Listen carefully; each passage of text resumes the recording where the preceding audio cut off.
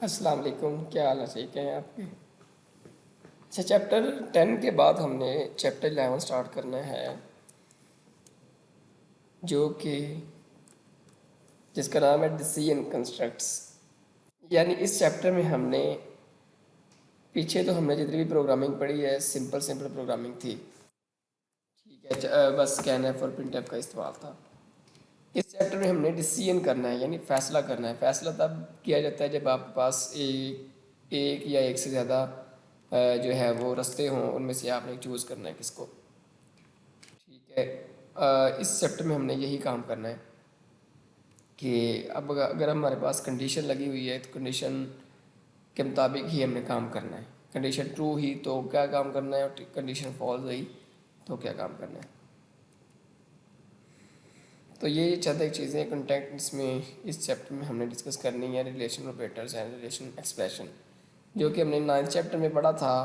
जब assignment paper और इसकी बारी आई थी तो उन्होंने कहा था कि लॉजिकल और रिलेशनल जो ऑपरेटर्स दो रह गए हैं वो हम चैप्टर 11 में पढ़ेंगे। तो इसी वजह से चैप्टर 11 में ही पढ़ाया जा रहा है। कहता है कि relational operator and relational expression. Operator जैसे दूसरे ऑपरेटर हमने लास्ट टाइम पढ़े हैं, असाइनमेंट ऑपरेटर है और इंक्रीमेंट डिक्रीमेंट ऑपरेटर हैं, अर्थमेटिक ऑपरेटर्स हैं, जितने भी plus minus divide multiply modulus वगैरह, ये सारे के वो भी ऑपरेटर्स हैं। ऑपरेटर्स की डेफिनेशन आपको पता होनी चाहिए कि ऑपरेटर क्या है। एक सिंबल होते हैं जो यूज़ होते हैं किसी स्पेसिफिक ऑपरेशन को परफॉर्म करने के लिए। ठीक है, इसी तरह रिलेशनल ऑपरेटर है, उसमें अर्थमेटिक ऑपरेटर्स थे जो अर्थमेटिक को परफॉर्म करने थे, और असाइनमेंट ऑपरेटर था जिसमें वैल्यू असाइन की जाती थी, इंक्रीमेंट ऑपरेटर था, डिक्रीमेंट ऑपरेटर था जिसमें इंक्रीज़ और डिक्रीज़ करने के लिए इस्तेमाल किए जाते थे। इसी तरह ये रिलेशनल ऑपरेटर है। रिलेशनल ऑपरेटर में क्या होता है कि रिलेट करना है हमने, यानी कंपेयर करना है। दो हमारे पास चीज़ें होंगी, दो एक्सप्रेशन भी हो सकती हैं, वेरिएबल भी हो सकते हैं, कॉन्स्टेंट भी हो सकते हैं, उनको हमने रिलेट करना है और कंपैरिजन करवाना है उन दोनों का। ठीक है, और रिलेशनल एक्सप्रेशन को भी इस चैप्टर में डिस्कस करना है। क्वेश्चन क्या बनता है कि define relational operator, how many relational operators are available in C. C में कितने रिलेशनल ऑपरेटर्स हैं। नंबर 3 पे है also describe the relational expression. Relational expression क्या है। एक क्वेश्चन के 3 पार्ट हैं और तीनों पार्ट को हमने जो है वो बारी बारी डिस्कस करना है। सबसे पहली चीज़ है रिलेशनल ऑपरेटर।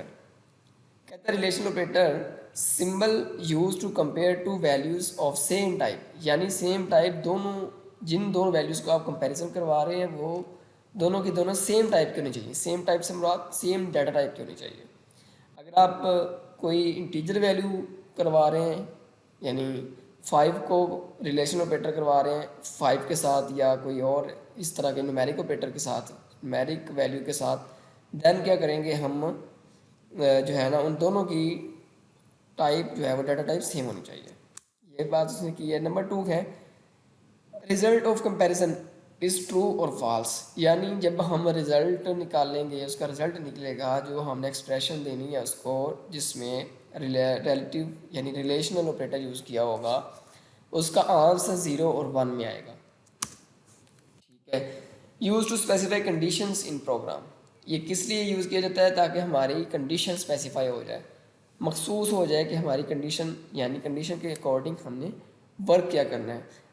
आया कि कंडीशन जो है वो ट्रू है तो फिर क्या करना है, कंडीशन फॉल्स है तो फिर क्या करना है। इसीलिए इसको कंपैरिजन ऑपरेटर भी कहते हैं, क्योंकि ये कंपैरिजन करवा रहा होता है।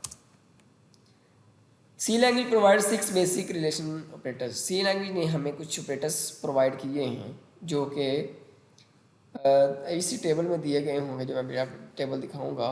उससे नीचे सपोज करें कि ए की वैल्यू 10 है, बी की वैल्यू 5 है, सी की वैल्यू 10 है। ये टेबल को आपने जो है वो अच्छे तरीके से समझ लेना है।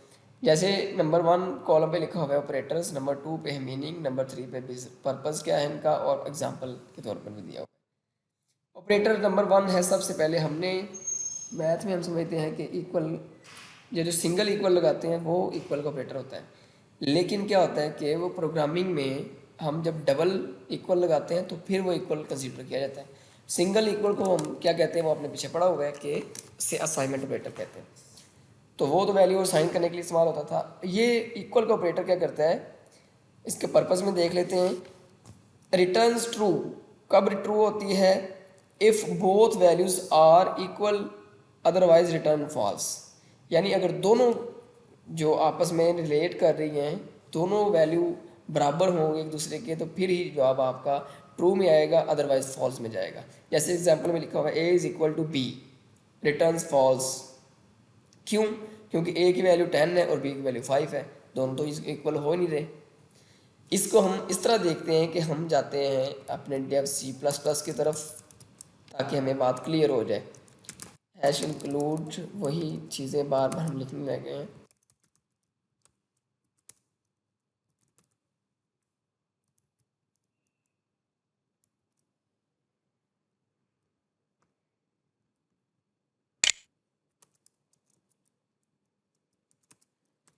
ए की वैल्यू उसने कहा है कि 10 है और बी की वैल्यू 5 है और सी की वैल्यू फिर 10 है।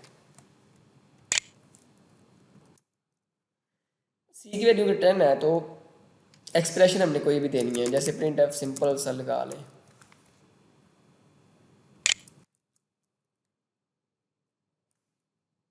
मैं यहाँ पर कह देता हूँ कि इक्वल ऑपरेटर को हम यूज़ करें। इक्वल ऑपरेटर एग्जाम्पल, ठीक हो गया। परसेंटेज डी लगाना पड़ेगा। अब यहाँ पर मैं एक्सप्रेशन देने लगा हूँ। एक्सप्रेशन में क्या लिखा हुआ है? ए इक्वल टू बी। अब आप मुझे बताएं कि ए की वैल्यू अगर 10 हो और बी की वैल्यू 5 हो, इक्वल का ऑपरेटर हमने लगाया हुआ है जो कि रिलेशनल ऑपरेटर है। अब ये दोनों को कंपैरिजन करवा रहा है कि आया कि जो आपने लिखा है कि ए बराबर है बी के, ये ट्रू है या फॉल्स है। अब हमने बी सिस्टम के अंदर पढ़ा हुआ है कि कंप्यूटर की चूँकि बाइनरी फॉर्म में यूज़ हो रहा है, बाइनरी फॉर्म में डाटा सेव करता है, तो फिर अगर ये वैल्यू ट्रू है तो उसने 1 प्रिंट करवाना है, अगर वैल्यू फॉल्स है तो 0 प्रिंट करवाएगा। अब जैसे मैं इसको रन करता हूँ तो पहले इसको सेव करना पड़ेगा, कोई भी नाम से सेव कर दें, टाइम नहीं है। तो यहाँ पर कह रहा है कि सी वाला आपका वेरिएबल यही नहीं है। अच्छा जी यार, ठीक हो गया। कहता है इक्वल ऑपरेटर एग्जाम्पल 0। अब यहाँ पर 0 क्यों आया है? क्योंकि ये दोनों इक्वल नहीं है। तो मेरा ख्याल आपको समझ आ गई होगी कि इक्वल ऑपरेटर कैसे काम कर रहा है। अब चलते हैं नेक्स्ट, नॉट इक्वल टू। जब असाइनमेंट ऑपरेटर के साथ एक्सक्लेमेशन मार्क आ जाए तो इसे कहते हैं कि not equal to. Returns true, ये कब ट्रू देता है? If both values are different, यानी वो खुद ही कह रहा है कि first value is not equal to second value, उसने खुद ही कह दिया है। अगर हम उसको जो है वो दोनों डिफरेंट होंगी तभी वैल्यू ट्रू होगी। जैसे जो है वो दिया हुआ है कि एग्जांपल में देख लेते हैं कि a is not equal to B, returns true, ये ट्रू रहेगा। अब फिर जाते हैं उसी की तरफ। अब मैं इसको कॉपी कर लेता हूँ। कॉपी करने के बाद यहाँ पे पेस्ट किया और आगे मैंने इसको लिखा, यहाँ पर मैं लिख देता हूँ कि नॉट इक्वल टू की एग्जांपल मैं लेने लगा हूँ। नॉट इक्वल टू, यहाँ पे लिख देता हूँ not equal to operator example. अब a is not equal to, यहाँ पर मुझे एक्सक्लेमेशन मार्क लगाना पड़ेगा। a is not equal to b, यानी 10 10 के बराबर जो है 10 5 के बराबर नहीं है। तो बात तो वो ठीक कर रहा है। तो आपका आंसर क्या आना चाहिए? 0 1, 0 आना जो है वो 1 आना चाहिए। अब इसको मैं कमेंट कर देता हूँ क्योंकि ये स्टेटमेंट तो वो भी प्रिंट हो जानी साथ, पहले 1 प्रिंट हो जाए दूसरा 0। अब मैं इसको रन करता हूँ तो 1 जो है वो आंसर इसी वजह से आया क्योंकि ये उसने जो है एक्सप्रेशन ठीक लिखी हुई है। नेक्स्ट की तरफ चलते हैं। कहते हैं ये वाला जो एरो का निशान आगे की तरफ है ये बताता है कि ग्रेटर देन की लामत है। कहते हैं returns true if first value is greater then second value, यानी जो पहली वैल्यू आप लिखेंगे, जैसे ए लिखा हुआ है, ए बड़ा है बी से, जैसे ये उसकी एग्जांपल में देख लेते हैं, a is greater than b returns true. कब ट्रू आएगा? क्योंकि अगर मैं यहाँ इसी को फिर दोबारा कॉपी नीचे करके, ऑलमोस्ट ऑलरेडी कॉपी है, मैं यहाँ पर लिख देता हूँ कि ये ग्रेटर देन की अलामत है। ठीक है जी, ग्रेटर देन एग्जाम्पल। अब मैं यहाँ पर लिख देता हूँ कि a is greater then b। अब मुझे बताएं कि a की वैल्यू अगर 10 हो और b की वैल्यू 5 हो तो a is greater then b। बात तो ठीक हो रही है। तो आंसर आपके किस में आना चाहिए? ज़रा सोचें, पहले बाद में रन करूँगा। 1 आना चाहिए। क्योंकि अच्छा ये देखिए, ये ग्रेटर देन अलामत यहाँ से 1 आ रहा है, ये पिछले वाली की अलामत शो हो रही है, तो क्योंकि हमने इसको कमेंट किया ही नहीं है। ठीक है, अब देखें तो ट्रू में यानी कि 1 आंसर आना चाहिए। ठीक है, अब हम चलते हैं कि लेस देन, यानी कह रहा है कि ए is less then B, a छोटा है बी से, तो ये रिटर्न फॉल्स। कैसे फॉल्स आएगी? क्योंकि अब हम दोबारा फिर कोड की तरफ चलते हैं, इसको मैंने फिर कमेंट कर दिया। यहाँ पर मैं कह देता हूँ कि लेस देन का साइन पीछे की तरफ एरो होना चाहिए। लेस देन एग्जाम्पल कहता है a is less then B, a छोटा है बी के। अब 10 छोटा है 5 के, तो आंसर तो गलत आना चाहिए, फॉल्स है, तो लिहाजा 0 में आंसर जाना चाहिए। ठीक हो गया, ये भी काम सही है। नेक्स्ट है greater than equal to. Greater than equal to तब यूज़ होता है जब हमने दो चीज़ों को देखना है, एक ग्रेटर देन देखना है, एक इक्वल टू देखना है। यानी अगर ग्रेटर देन नहीं है तो इक्वल टू होना लाजमी है। ठीक है, जैसे ये लिखा हुआ है कि returns true if first value is greater then और, यानी या इक्वल टू सेकंड, या तो बराबर होनी चाहिए या वो बड़ी होनी चाहिए। जैसे लिखा हुआ है a is greater than equal to c, इसको हम कोड की तरफ जाके ही देखते हैं कि क्या आंसर आता है।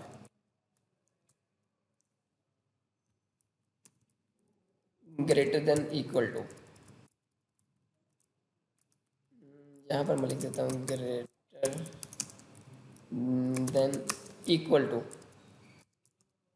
ऑपरेटर एग्जाम्पल, ये यहाँ ग्रेटर देन की लामत आनी चाहिए। कहते हैं a is greater than equal to b. चलो इसी को देख लेते हैं, सी को हम नहीं देखते क्योंकि आपने जो चीज़ नहीं देखी होगी उससे ज़्यादा प्रैक्टिस होगी। आप ज़रा खुद देखें कि ए की वैल्यू 10 है, 10 is greater than equal to B. 10 बराबर तो नहीं है 5 के, लेकिन बड़ा है। ठीक है, यानी एक कंडीशन फॉल्स है लेकिन दूसरी ट्रू है, इसलिए वैल्यू आपका आंसर 1 में आना चाहिए। इसको रन करके देख लेते हैं, तो ये भी एग्जाम, ये देखें ये 1 आ रहा है। ठीक है जी, लास्ट है हमारा रह गया है, वो है less than equal to. Less than equal to, अब इसी को हम लेस देन कर देते हैं, लेस देन इक्वल टू। ये अलामत जब चेंज करेंगे इसका सिंबल, तो फिर क्या होगा? कहता है a is less than equal to b, a छोटा है या बराबर है बी के। अब ए की वैल्यू 10 है, बी की वैल्यू 5 है, ना तो वो छोटा है ना वो बराबर है, तो क्या आंसर आना चाहिए? 0 आना चाहिए। जैसे मैं इसको रन किया तो कहता है कि 0, less than equal to operator example is 0। ठीक है, अभी तक आपको मेरा ख्याल है समझ आ चुकी होगी, बिल्कुल आसान है, इसको आप रन करके भी देख सकते हैं। नेक्स्ट टॉपिक है रिलेशनल ऑपरेटर के बारे में बता रहा है। कहते हैं कंपेयर न्यूमेरिक क्वांटिटीज़, यानी न्यूमेरिक वैल्यूज़ को हमें जो है वो कंपेयर करवा रहे थे। अब वो इंटीजर को भी करवा सकते हैं, फ्लोटिंग पॉइंट को भी करवा सकते हैं, और सिंगल करेक्टर को भी करवा सकते हैं। अभी तक हमने जस्ट ऑपरेटर को करवा के, सॉरी ऑपरेंट्स जो थे वो हमारे वेरिएबल्स थे। वेरिएबल्स कौन से थे? ए और बी वाले, उनको हमने कंपैरिजन करवाया था। ये कहते हैं उसी की जगह पर आप जो है वो कोई भी ऑपरेट, उसका नाम क्या है, न्यूमेरिक यूज़ कर सकते हैं। जैसे मैं कह दूं कि 5 is less than equal to 3, 2, 5 छोटा है या बराबर है 2 के, तो ये सब क्या आ रहा है? अभी तो फॉल्स ही है, तो क्या आना चाहिए? 0 आना चाहिए। ठीक है, इस तरह कहता है कि आप न्यूमेरिक वैल्यू भी परफॉर्म करवा सकते हैं। और एक चीज़ मैं आपको छोड़ के जा रहा हूँ कि सिंगल करेक्टर्स को किसने क्या कहा है कि सिंगल करेक्टर भी छोड़ के जा सकते हैं, वो आपने खुद प्रैक्टिस करनी है, और फ्लोटिंग पॉइंट वाले भी खुद करनी है। नंबर 2 पे कह रहा है कि वैल्यूज़ में भी कांस्टेंट वैल्यूज़ और वेरिएबल्स और रिजल्ट ऑफ एक्सप्रेशन। तो कांस्टेंट वैल्यू भी हो सकती है, कांस्टेंट भी आपको डिक्लेयर करना आता है, वेरिएबल्स तो हम कर ही रहे हैं, और रिजल्ट ऑफ एन एक्सप्रेशन, इसका मैं आपको करके दिखा देता हूँ। एक्सप्रेशन मतलब 5 plus 3 is greater than equal to, greater than equal to 2। चलो यही लगा लेते हैं, 5 प्लस 2 7 हो गया, 7 छोटा है बड़ा है, 2 + 2 के, ठीक है। 5 जो 7 है वो लेस देन है इक्वल टू है 4 के। तो आप मुझे बताएं क्या छोटा है 7 4 के या बराबर है? तो दोनों नहीं है, तो आंसर आपका फिर 0 में आना चाहिए, ठीक है। इंतहाई आसान है जी, आपने खुद इसको करके देख लेना है। कहता है type of values on both sides of operator must be same data type. तो वही बात हो रही है, अभी तक हमें जितने भी किया है दोनों ही a b b b c b तीनों ही वेरिएबल्स जो थे वो इंटर टाइप के थे, इसलिए हम इसको परफॉर्म कर रहे हैं। अगर आप यहाँ पर देंगे कोई करेक्टर देन क्या होगा, आपका एरर आना चाहिए, ठीक है। तो इस तरह वो कहता है वो नहीं काम करता। 5 इज लॉजिकल एरर आ रहा है, 7 is less than equal to a के, तो ये तो जैसे करेक्टर है, ठीक है। तो इस तरह ये लॉजिकल एरर आएगा। नेक्स्ट है जी रिलेशनल एक्सप्रेशन, लास्ट है, शॉर्ट क्वेश्चन है। रिलेशनल एक्सप्रेशन, आगे जाने से पहले मैं आपसे पूछता हूँ कि रिलेशनल के बारे में तो आपने पढ़ लिया कि रिलेशनल जो ऑपरेटर्स हमने 6 पढ़े हैं, डिस्कस कर लिए। अब कहते हैं कि रिलेशनल एक्सप्रेशन क्या है। एक्सप्रेशन की डेफिनेशन हमने पीछे पढ़ी है, जिसमें क्या आता है कि the combination of operands and operators, जिसमें ऑपरेटर्स भी शामिल हों और ऑपरेंट्स भी शामिल हों। इसकी एग्जांपल भी हम इसी में से ले सकते हैं, जैसे मैं ये लिखा है 5 + 2, ये भी एक एक्सप्रेशन है। क्यों? इसमें 5 और 2 ऑपरेंट्स हैं, इनको जोड़ा किसने हुआ है? ये प्लस वाले ऑपरेटर ने, ठीक है। यानी इसमें ऑपरेटर भी यूज़ हुआ है और ऑपरेंट्स भी यूज़ हुए हैं, इसलिए इसे एक्सप्रेशन कहते हैं। अगर यही एक्सप्रेशन जो है वो इसको इसके अंदर हम बजाय प्लस के ऑपरेटर यूज़ कर लेते हैं रिलेशनल, यानी लेस देन इक्वल टू 5। अब मैंने ये लिखा है कि 5 is less than equal to 5। अब इसके अंदर दो ऑपरेंट्स हैं, 5 और 5 ऑपरेंट्स हैं, एक ऑपरेटर यूज़ हुआ है वो लेस देन इक्वल टू वाला। तो लिहाजा ये भी पता चला कि जिसके अंदर जिस एक्सप्रेशन के अंदर अर्थमेटिक वाले ऑपरेटर यूज़ हों वो अर्थमेटिक एक्सप्रेशन कहलाती है, जिसके अंदर रिलेशनल ऑपरेटर यूज़ हों वो रिलेशनल एक्सप्रेशन कहलाती है। चलते हैं जी नेक्स्ट। कहते हैं an expression that contains 2 operands and 1 relation operator, जिसमें एक रिलेशन ऑपरेटर हो और 2 ऑपरेंट्स हों, और इसलिए इसको रिलेशन एक्सप्रेशन कहते हैं। कहते हैं रिटर्न्स ट्रू और फॉल्स, इसकी वैल्यू भी ट्रू और फॉल्स में आती है, जो हमने अभी डिस्कस की है। अगर ट्रू हुआ तो 1 आएगी और फॉल्स हुआ तो 0 आएगी। Relational expression is use in conditional statement, यानी जहाँ पर कंडीशन लगती हो, तो वही बात हम कंडीशन ही देख रहे थे कि अगर ए बड़ा है या बराबर है बी के तो फिर ट्रू है, अगर हुआ तो, अगर लेस देन इक्वल टू, जितनी भी हमने एग्जांपल्स पढ़ी है वो या तो वो ट्रू हो रही थी या वो फॉल्स हो रही थी। In C true can be represented by non zero, non zero mean 1, while false can be represented by 0, और जो फॉल्स है वो 0 में रिप्रेजेंट की जाती है, ठीक है जी। सपोज ए की वैल्यू 6 है, बी की वैल्यू ये है, तो अगर आप इसको देख लें तो ए की वैल्यू अगर 6 है तो सी की वैल्यू भी 6 है।